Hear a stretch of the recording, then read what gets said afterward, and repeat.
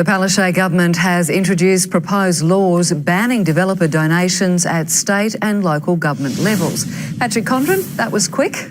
Yeah, it sure was. Just a week after the Premier first announced them, and if she sticks to her timeline, they'll be ready for debate after November the 27th, which would, of course, push the election out until next year. But she doesn't have to wait. She could go at any time. There are severe penalties within the legislation, and that would be retrospective to today if the laws get passed. But many observers are seeing this move late today as a desperate distraction by a government that's had yet another horror week in Parliament.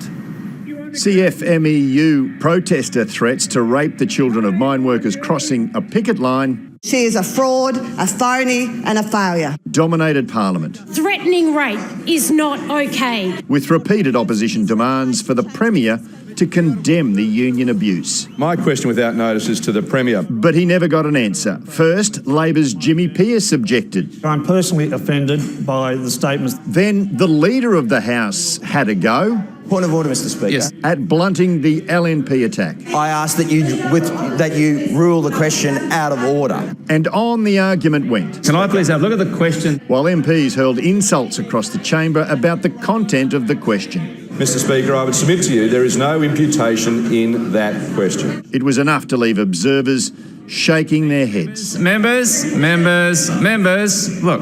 After almost 15 minutes, this.